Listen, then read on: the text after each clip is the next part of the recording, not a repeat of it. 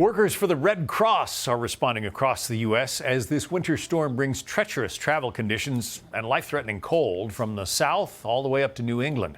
More than 125 warming centers and shelters are open. Let's bring in Jonathan McNamara, national spokesperson for the Red Cross. Jonathan, we've been talking about the power outages, more than 1 million customers without power, and that's amplified because each customer can represent, 2, 3, 10, more than that people. I imagine that's the biggest issue that folks out there are facing right now, just the lack of power, huh? Yeah, we're extremely concerned. I'm here in Virginia, where we're now starting to see that transition from snow to ice, and working with our partners at Dominion Energy, we're now unfortunately starting to see the power outages rise here in the Commonwealth. And this is a picture that we're seeing across the country. Red Cross responses in 26 states, over 1,500 Red Cross workers engaged. And unfortunately, we expect that number could rise as we go through. It's going to be a challenging couple of days, followed by some really dangerously cold temperatures. And that's why we're urging people who are watching this, if you still have your power, take steps to power your electronic devices, but also take steps to protect your home. We're very concerned about the possibility of frozen pipes in many areas. So this is a very dangerous situation, and we're grateful for so many of our responders for being involved.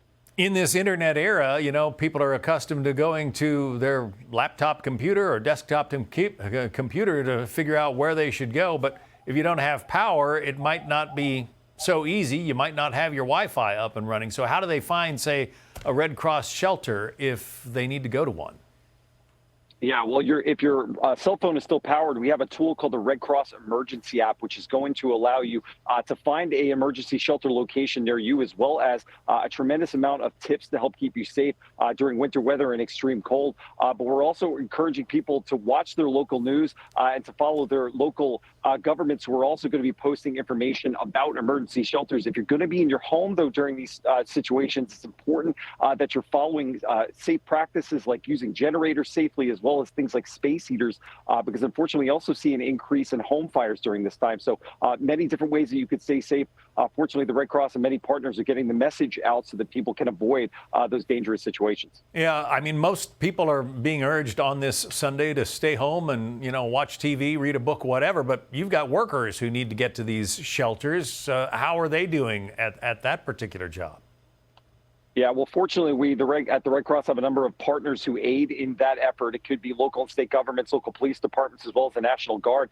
In many of these areas, however, we will able to pre-position supplies, as well as Red Cross volunteers and staff in these emergency shelter locations, in these warming centers. Our first priority, obviously, is their safety, and we're never going to put them in harm's way. And that's, again, where we rely on those relationships and our forecasters and partnerships at the local, state, and federal level to know where we're going to need to be a support procedure, and then put those positions in place before those events ever occur. What's the biggest need for the Red Cross right now?